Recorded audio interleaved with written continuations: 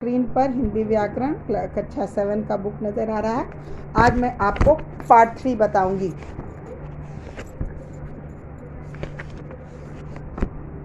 Part 3 आपके screen पर नज़र आ रहा है शब्द विचार। बच्चों, शब्द का निर्माण किस तरह से होता है हम लोग इसमें पढ़ेंगे। सबसे छोटी इकाई जो होती है जिसके खंड या टुकड़े नहीं किए जा सकते उसे वर्ण कहते हैं। ये तो आप लोग अच्छी तरह जानते हैं। वर्णों के व्यवस्थित तथा सार्थक समूह को शब्द कहते हैं। बच्चों, शब्दों के भी प्रकार होते हैं। शब्दों को 4 भागों में बांटा गया है: उत्पत्ति के आधार पर, रचना के आधार पर, प्रयोग के आधार पर और अर्थ के आधार पर। उत्पत्ति के आधार पर शब्द के 5 भेद होते हैं: तत्सम शब्द, तत्भव शब्द, देशज, विदेशज और संकर शब्द। वे शब्द जो संस्कृत भाषा से हिंदी में आते हैं और ज्यों के त्यों प्रयोग किए जाते हैं, यानी कि बगैर किसी बदलाव के प्रयोग किए जाते हैं, वो तत्सम शब्द कहलाते हैं, जैसे जल, रात्रि इत्यादि।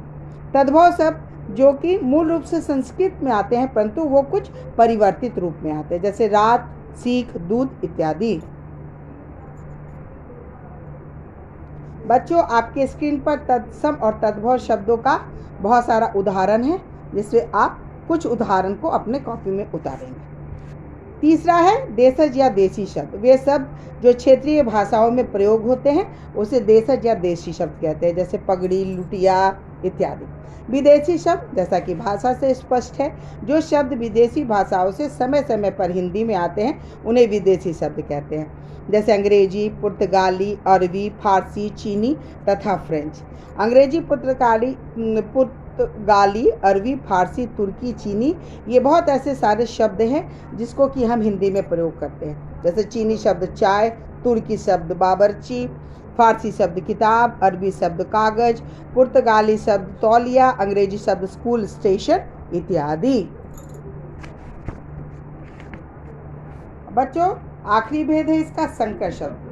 जो शब्द 2 अलग अलग भाषाओं के मेल से बनते हैं उसे संकर शब्द कहते हैं, जैसे घड़ी हिंदी भाषा की और साज अरबी भाषा है, तो घड़ी साज, यानी 2 भाषाओं से मिलकर के जो एक नया शब्द बनता है।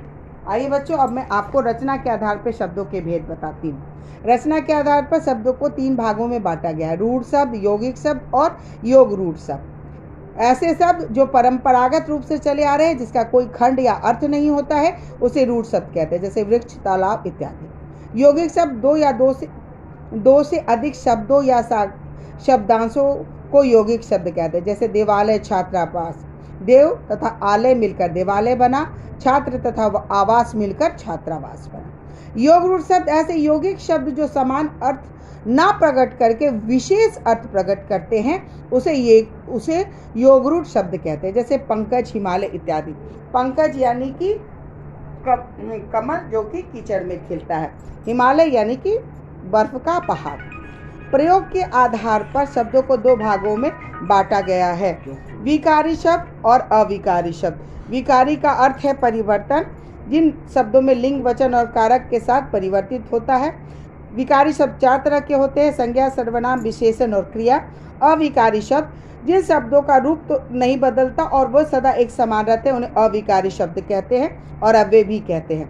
क्रिया विशेषण, संबंध बोधक, समुच्चय बोधक, विस्मयादि बोधक और निपात, ये अविकारी शब्दों के भेद हैं।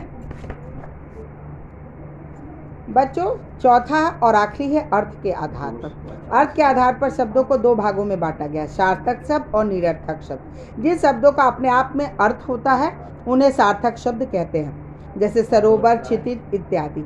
सार्थक शब्दों के अंतर्गत एकार्थी शब्द, अनेकार्थी शब्द, विलोम शब्द, पर्यायवाची शब्द, श्रम, श्रुति, भिन्नात्मक शब्द आते हैं।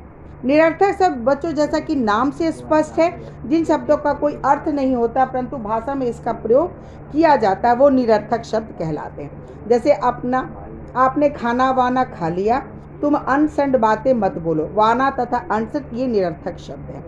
बच्चों, अब आखिर में आपके स्क्रीन पर पूरे पाठ का सारांश में बता रही हूँ। वर्णों के व्यवस्थित तथा सार्थक समूह को शब्द कहते हैं। उत्पत्ति की दृष्टि से शब्दों के 5 भेद हैं: तत्सम, तद्भव, देशी, विदेशी तथा संकर शब्द। रचना की दृष्टि से शब्द के 3 भेद हैं: रूढ़, यौगिक तथा योग रूढ़। प्रयोग की दृष्टि से शब्द के 2 भेद होते हैं: विकारी तथा अविकारी शब्द। और अर्थ की दृष्टि से भी शब्द के 2 भेद होते हैं: सार्थक तथा निरर्थक शब्द। बच्चों, ये मैंने पार्ट 3 आपको पढ़ाया है, शब्द विचार। अब आगे हम लोग इसका प्रश्न उत्तर करेंगे और पाठ के अंदर के व्याकरण कार्य को करेंगे। आशा है बच्चों आपने इस अध्याय को अच्छी तरह से समझा होगा और समझ करके उसके मुख्य बिंदुओं को उतारने का प्रयास किया होगा।